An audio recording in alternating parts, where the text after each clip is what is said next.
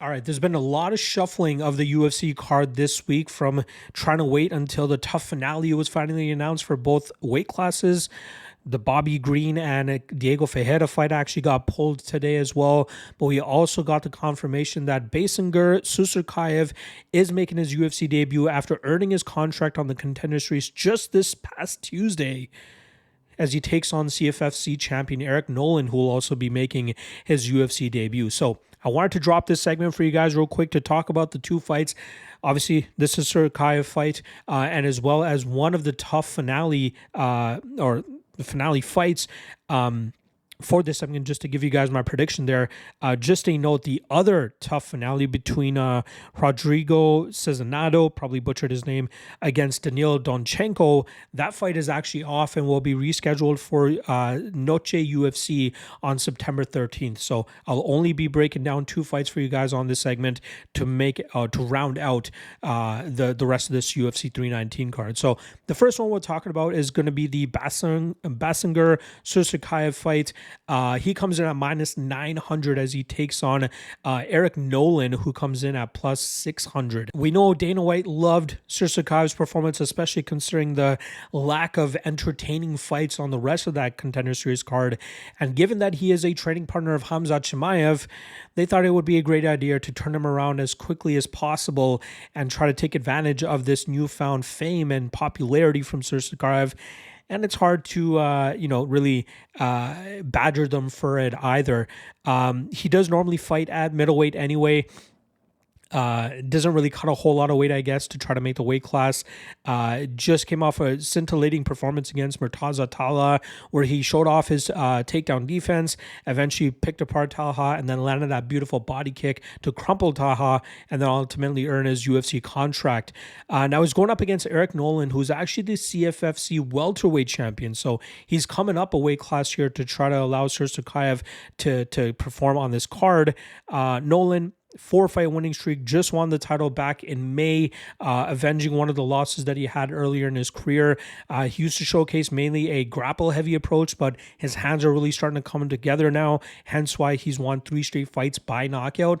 But let's not beat around the bush here. He's coming up a weight class against a very dangerous and powerful striker like Susurkaev. I'd be very surprised if Nolan makes it out of the first round here. He's likely going to have to throw big heat from jump to get that respect from Susurkaev, but I think in doing so, he's going to get hit and hurt very badly.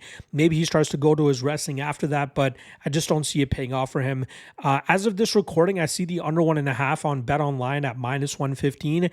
I think it's obviously limited as well, but once the limits open up on that, I'm expecting that to skyrocket to like minus 200, minus 250. So if you can get it at anything better than minus 150, sure, go ahead, take a shot. But I really expect Susurkaev to go out there and dominate Nolan. Like, there's no beating around the bush here. We know what the point of this matchup is, and I think that ends up happening the way that it should. So give me Susurkaev and Susurkaev by knockout.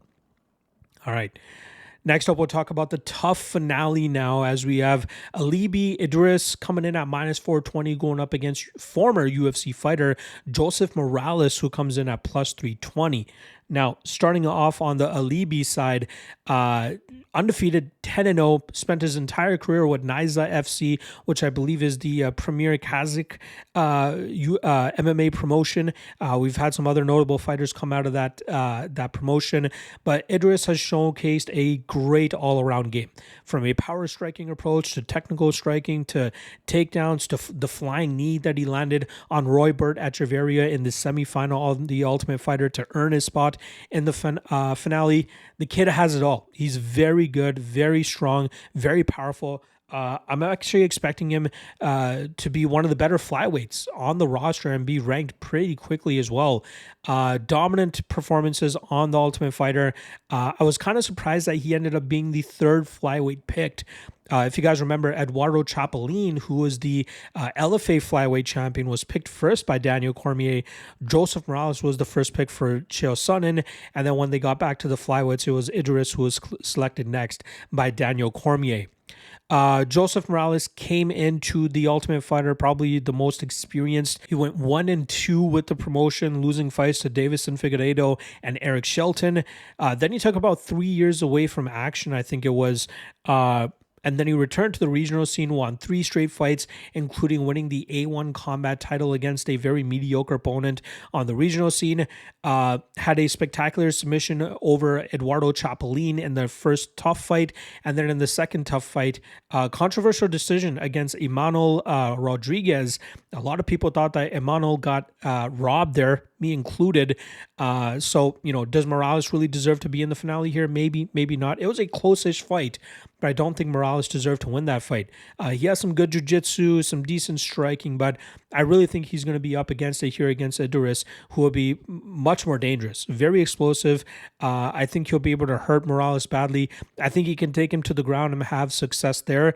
I'd be surprised if Morales catches him with anything of note, whether it's a submission or a big punch. I think Idiris is just too talented for him, and we'll see Idiris pretty much do what he wants to win this matchup. So I actually think Idiris gets the finish. So if we get a good enough plus money line on Idiris to get the finish, I'll probably take a shot on it. But I'm going to take him to dominate this fight, finish Morales probably within 2 rounds. There you guys go. Just rounding out the breakdowns for UFC 319 here for you guys. I'll be back later tonight for the quick picks version of the full card breakdown. And then we got the 2 seconds to end off fight week tomorrow with the free parlay and the prop drop. So I'll see you guys again later this evening. Peace.